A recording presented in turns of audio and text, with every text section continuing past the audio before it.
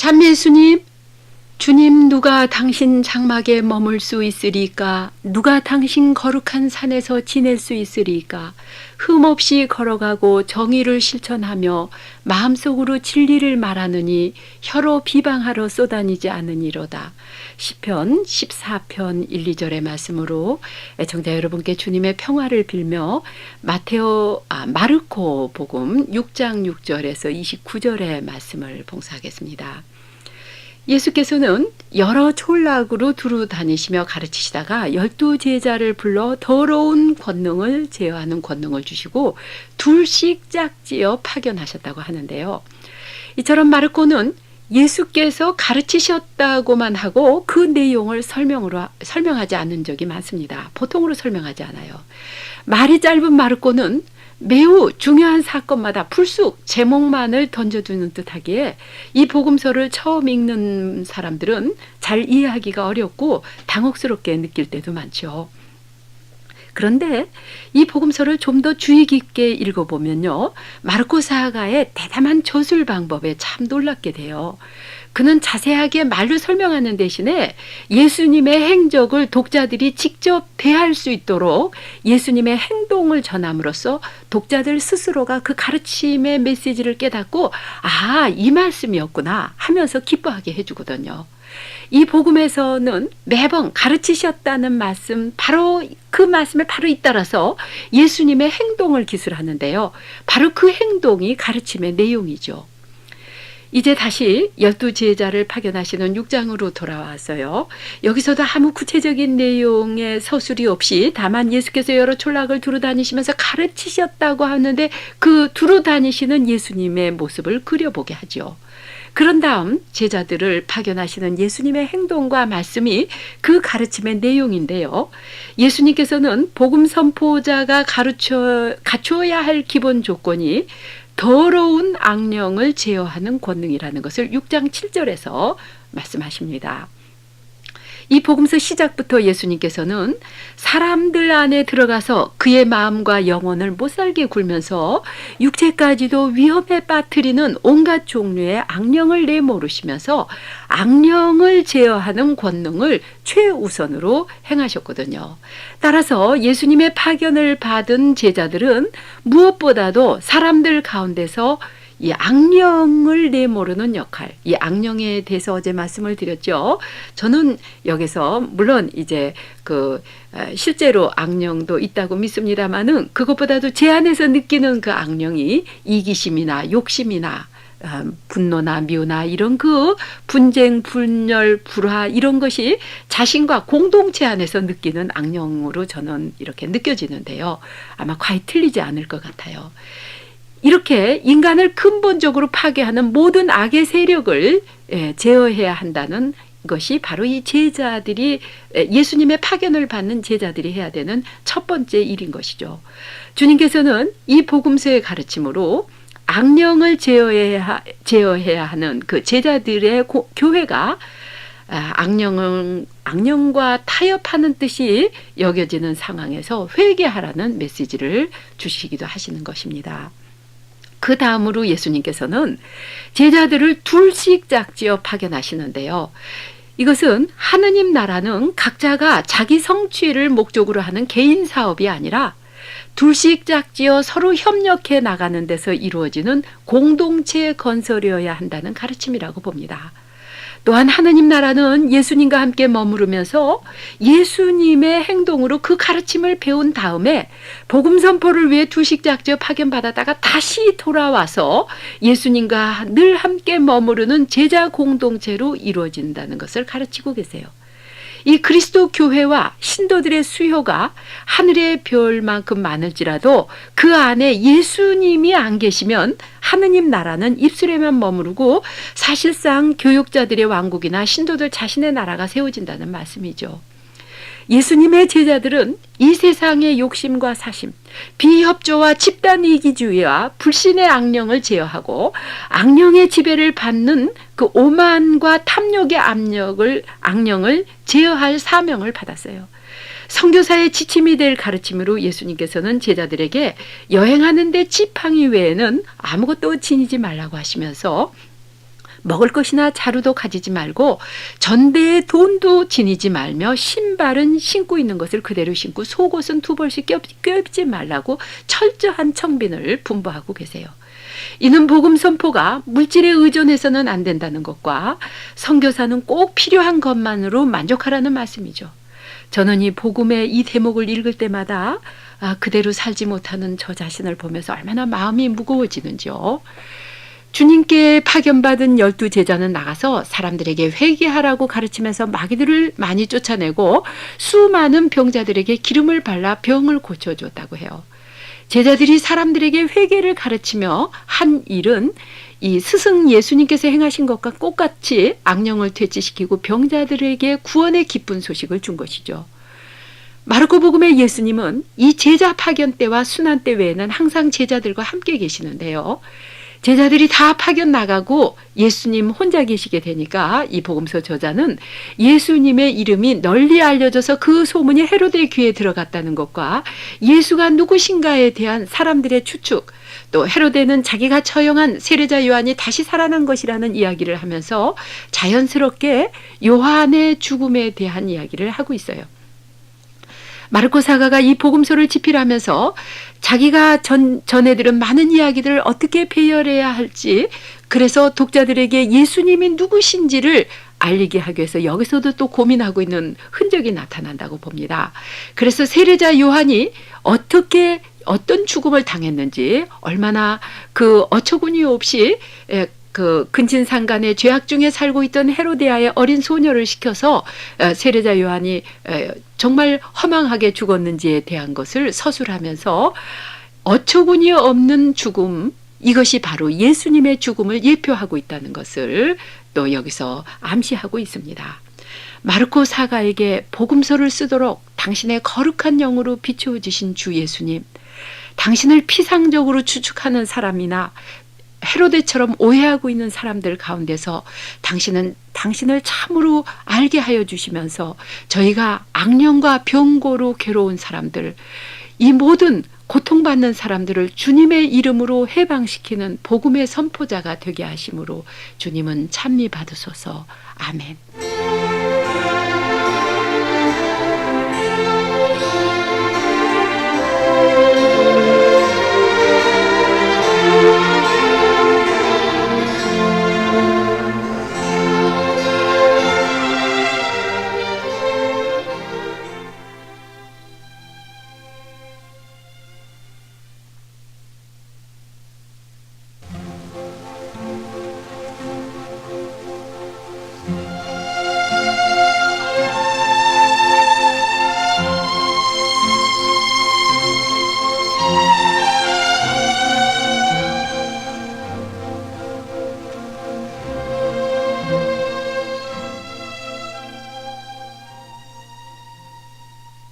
참 예수님, 야훼는 나의 목자 아쉬울 것 없노라. 파란 풀밭에 이 몸 누여주시고 고이 쉬라 물터로 나를 끌어주시니 내 영혼 싱싱하게 생기도다라.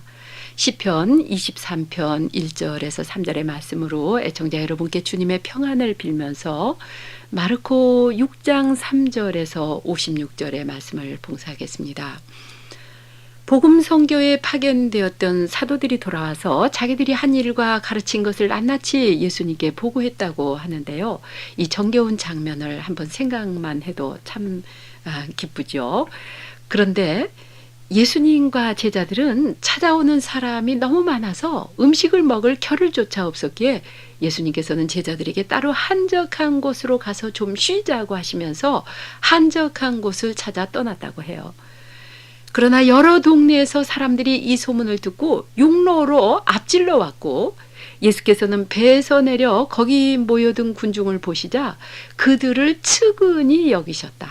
그들은 목자 없는 양들과 같았기 때문이다. 이렇게 말하십니다. 복음사가는 예수님의 이 측은히 여기시는 말씀을 강조하고 있어요. 우리 모든 교회가 그리스도인들이 참으로 예수님을 모시는 예수의 공동체라면 우리는 어디로 가든지 목자 없는 양과 같은 수없는 많은 사람들을 만나게 될 텐데요. 매년 증가하는 냉담자들과 젊은이들에게 매력을 잃어가는 교회의 현실은 무엇을 뜻하는 것일지요? 우리 교회, 우리 공동체, 우리 자신은 과연 진정으로 예수님과 함께 있다고 할 수 있을까요? 쉬러 가셨던 예수님은 그 한적한 곳까지 찾아온 군중들에게 많이 가르치시기 시작했다고 해요. 정말 예수님을 모시고 있다면 우리가 일부러 선교하지 않더라도 한적한 곳으로 피해간다 할지라도 그 몰려드는 군중을 막을 길이 없이 그렇게 많은 사람들은 오늘 우리 세대에도 목이 말라 있는 것은 사실인데 왜 우리는 이렇게 찾아다녀야만 하죠? 여기서도 예수께서 무엇을 가르치셨는지 그 내용을 말로 설명하는 대신에 측은한 마음으로 제자들에게 명하시면서 행하시는 예수님의 그 행적을 가르침으로 제시하고 있는데요. 제자들은 뜻밖의 군중과 많은 시간이 흘러서 해가 기울자 예수께 여기는 외딴 곳이고 시간도 이미 늦었으니 군중을 해산시켜 제각기 음식을 사 먹도록 농가나 근처 마을로 보내자고 제안을 했어요. 그러나 예수님께서는 제자들에게 그들을 보낼 것 없이 너희가 먹을 것을 주어라고 하셨는데요. 제자들 말대로 군중을 그대로 헤쳐보낸다면 그들 대부분은 허기진 채 먼 길을 가게 될 것이고 갑자기 몰려드는 사람들의 수요를 당해낼 수 없는 근처 마을의 주민들이 음식값을 비싸게 올릴 것이고 그러면 극소수의 돈 있는 사람들만 음식을 사 먹게 될 것을 아신 예수님은 그 허기진 군중을 측은해서 그냥 돌려보냈을 수가 없으신 것이죠. 이제 제자들은 저희가 물러가서 200데나리온어치 빵을 사다가 그들에게 먹도록 주라는 말씀입니까? 하면서 스승의 계산머리 없음에 당혹했음을 나타내고 있어요. 그러나 그분은 그들에게 지금 가지고 있는 빵이 몇 개나 되는가 가서 알아보라고 하였고 그들이 돌아와서 빵 5개와 물고기 2마리가 있다고 했어요. 사랑은 모든 것에서 가능성을 보지만 의무나 책임은 재빨리 계산하면서 불가능을 강조하죠. 중요한 것은 지금 우리가 가지고 있는 것, 할 수 있는 것이 무엇인지를 알고 그것이 비록 빵 5개에 불과할지라도 기꺼이 내어놓을 때 주님께서는 그 작은 것으로 5,000명을 배불리 먹으시고도 12광주리가 남는 풍요를 이루어 주신다는 약속인 것입니다. 지금 몹시 아쉽고 몹시 고통스러운 우리나라 현실에서 우리가 작은 것이라도 이 작은 금부치 하나라도 우리가 가진 것을 내놓을 때 주님께서 기적을 이루어 주신다는 것입니다. 기적은 아무것도 없는 것에서 일어나는 것이 아니라 내가 가진 작은 것일지라도 이것을 아낌없이 내어놓을 때 비로소 이루어진다는 그 가르침인 것이죠. 예수님께서는 군중을 풀 위에 앉게 하시면서 빵 5개와 물고기 2마리를 손에 들고 하늘을 우러러 감사의 기도를 드리신 다음 빵을 떼어 제자들에게 주셨고 제자들은 그것을 사람들에게 나누어 주었는데 모두 배불리 먹고 남은 조각을 주어 모으니 12광주리에 가득 찼다고 해죠. 그리고 먹은 사람은 여자와 어린이들 외에 남자만도 5,000명가량이라고 했어요. 빵을 많게 하신 기적의 뜻은 옛날 모세가 시나이 광야에서 이스라엘 백성에게 하늘로부터 빵인 만나를 주었듯이 이제 예수님도 광야에서 기적으로 그 기적의 빵으로 군중을 먹이시는 구원자이심을 나타내고 있어요. 군중을 푸른 풀밭에 앉게 하신다는 것은 시편 23편의 목자이신 하느님을 표상하죠. 이 군중을 보신 예수님께서는 목자 없는 양과 같은 그들을 측은히 여기셨다고 6장 34절에 말씀하셨죠. 또한 이 빵의 기적은 생명의 양식으로 당신의 몸을 우리에게 주신 예수 그리스도의 성체를 예시하며 성체성사를 예시하죠. 그리스도 공동체는 빵과 같이 자신을 나누면서 커지는 공동체임도 강조되고 있어요. 이 놀라운 빵의 기적의 단계를 보면 먼저 자신이 가진 보잘것없는 것을 내어놓는 용기라고 봐요. 다음은 주님께서 그 작은 봉헌물을 받으셔서 하느님께 감사의 기도를 드리시고 마침내 제자들이 주님의 말씀에 순종해서 그것을 사람들에게 나누어 주는 단계이죠. 표징을 통해서 드러내는 이 2차례에 걸친 빵의 기적은 새로운 하느님의 백성과 장차 오실 구세주 메시아를 예표하고 그리고 성체성사를 예표한다고 말씀드렸어요. 이어서 물 위를 걸어오시면서 제자들을 풍랑에서 구해주시며 많은 병자를 고치시는 그 기사를 통해서 빵을 많게 하신 예수님의 능력을 확인시켜 주시죠. 격풍을 만나서 몹시 애를 쓰던 제자들이 물 위를 걸어오시면서 나다 겁내지 말고 안심하여라 하시면서 배에 주님이 오르시자 바람이 그쳤다고 하셨어요. 저희 가정과 저희 나라 저희 배에 오르시어 이 풍랑의 배에 오르시어서 저희가 감당하기 어려운 바람을 그치게 하여 주시는 주님을 믿습니다. 주님, 저희 보잘것없는 빵 5개와 물고기 2마리를 귀하게 쓰시어 5,000명의 군중을 배불리 먹이시듯이 조여드는 경제 불안으로 움츠러들고 있는 저희 각자가 당신 앞에서 자신이 가지고 있는 작은 것을 내어놓을 수 있는 용기를 주심으로 주님은 찬미 받으소서. 아멘.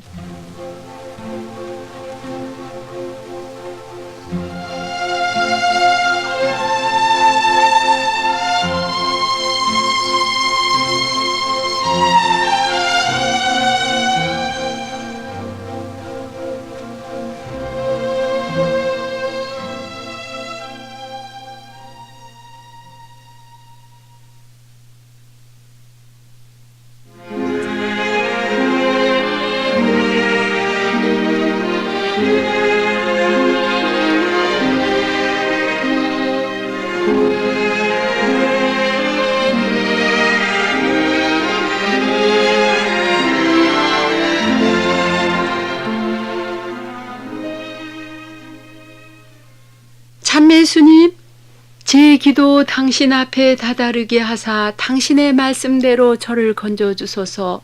이 몸에게 당신 규정 깨우쳐 주시오면 찬양 노래 입술에서 쏟들어지리이다.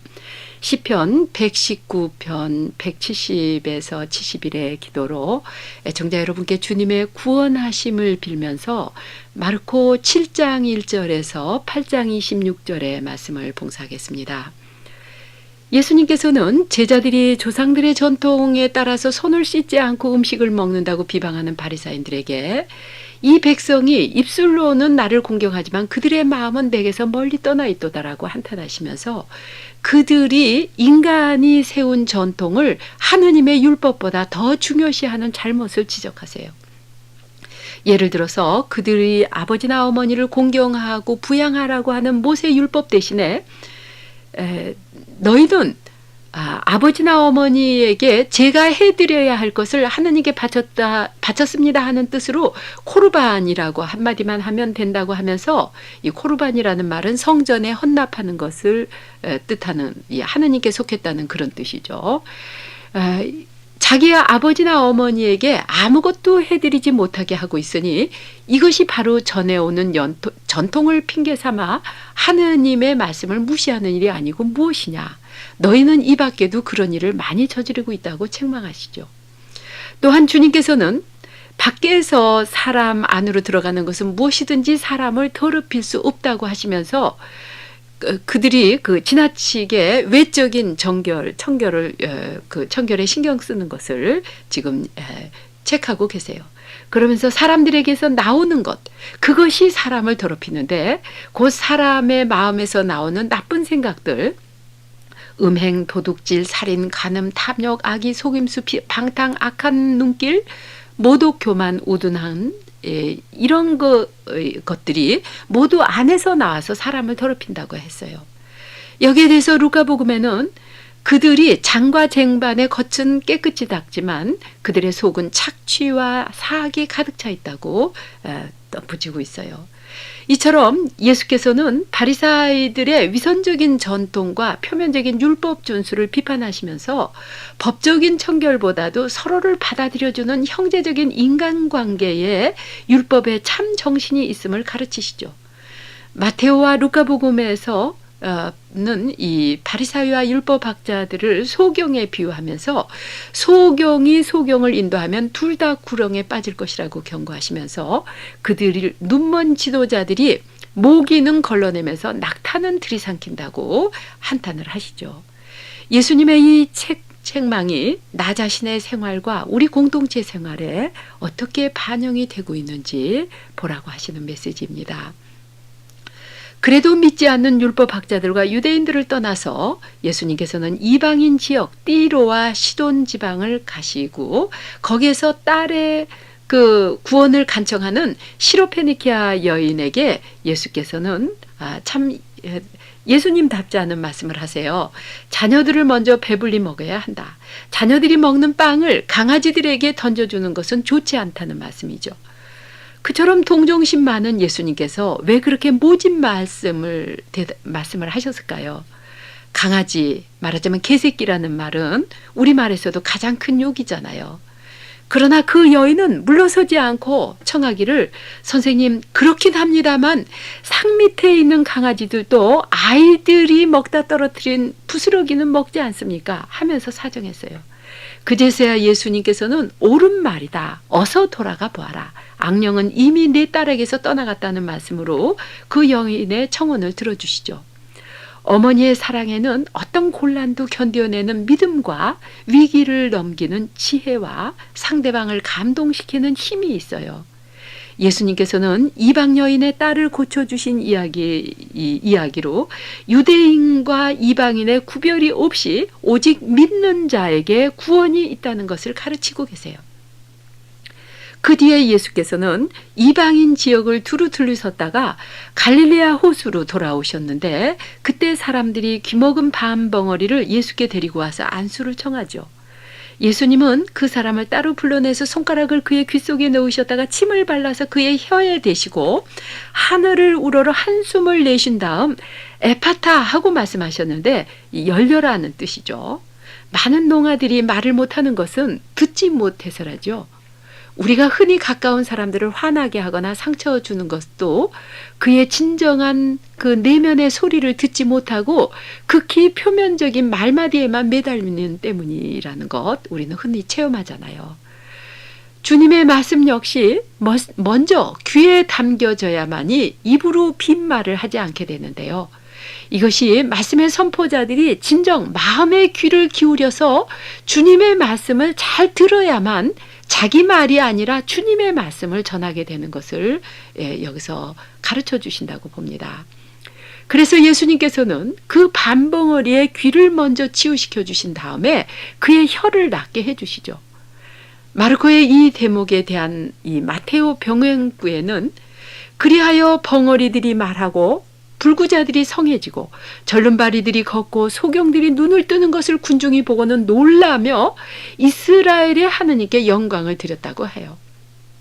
이러한 표현은 바로 구약의 메시아 예언이 성취되고 있음을 나타내는 것이죠. 믿지 않던 바리새파 사람들은 빵의 기적을 비롯해서 이러한 메시아 표징을 보고서도 하늘로부터의 표징을 요구하면서 예수님을 메시아로 인정하기를 거부하죠. 제자들도 그 예수님을 바로 이해하지 못했기에 예수님께서는 그들에게 아직도 알지 못하고 깨닫지 못했느냐? 그렇게도 생각이 둔하냐? 너희는 눈이 있으면서도 알아보지 못하고 귀가 있으면서도 알아듣지 못하느냐? 벌써 다 잊어버렸느냐? 하면서 이 빵의 기적을 상기시키시면서 그래도 아직도 모르겠느냐고 거듭거듭 질문을 이렇게 쭉 반복하고 계세요. 그런 다음 예수님께서 베사이다의 소경을 치유시켜 주시는 얘기가 나오는데요. 예수님께서 그 소경의 손을 잡고 마을 밖으로 데리고 나가서 그의 두 눈에 침을 바르고 손을 얹으셔서 그 소경을 치유시켜 주시는데 이 앞서 귀먹은 벙어리 치유에서도 예수님께서는 손가락과 침을 사용하심으로써 이 친밀감을 나타내기도 하고 또 손가락은 하나님의 능력을 나타내기도 하죠. 귀먹은 밤벙어리와 소경을 치유시켜 주시는 주 예수님, 저희 마음의 귀먹고 눈멀은 상태를 당신 사랑의 침을 묻힌 능력의 손길로 차츰 치유시켜 주시며 이 복음의 말씀을 알아듣게 하심으로 참미 받으소서. 아멘.